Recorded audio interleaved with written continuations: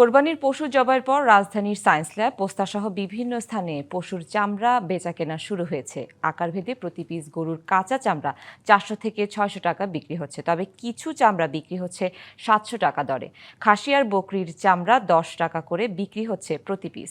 বিক্রেতারা বলছেন সরকার নির্ধারিত দাম পাচ্ছেন না তারা। ক্রেতারা বলছেন মৌসুমী ব্যবসায়ীরা পাড়া মহল্লা থেকে অতিরিক্ত দামে চামড়া কেনে, ফলে কাঙ্ক্ষিত লাভ করতে পারেন না তারা। ট্যানারি মালিকরা জানান এবছর সারা দেশে থেকে 1 লাখ পিস চামড়া সংগ্রহ করবে তারা। আজ এবং আগামীকাল মৌসুমী ব্যবসায়ী এবং পোস্তার আড়তদারদের কাছ থেকে 6 লাখ পিস চামড়া কিনবেন। এই যে অভিযোগ হচ্ছে যে একটা চামড়া 10 টাকা না, ছাগলের চামড়া, গরুর চামড়া 500 টাকা দিচ্ছে।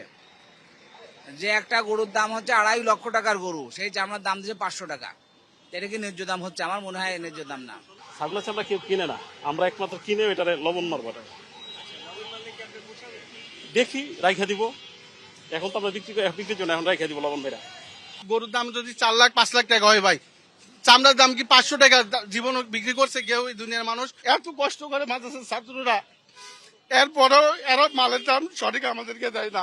যারা সিজনাল ব্যবসায়ী তাদের উদ্দেশ্যে আমরা বলি, তারা যখন চামড়া সংগ্রহ করবে তারা যেন সন্ধ্যার আগে চামড়াটা বিক্রি করে দেয়। সন্ধ্যার পরে যখন চামড়া বিক্রি করতে যায় তখন চামড়াতে ব্যাকটেরিয়া গ্রো করে, চামড়ার দাম অটোমেটিকলি কমতে থাকে, তখন তারা লোকসানের সম্মুখীন হয়। বাণিজ্য মন্ত্রণালয়ের নির্ধারিত দামে আমরা চামড়া সংগ্রহ করব।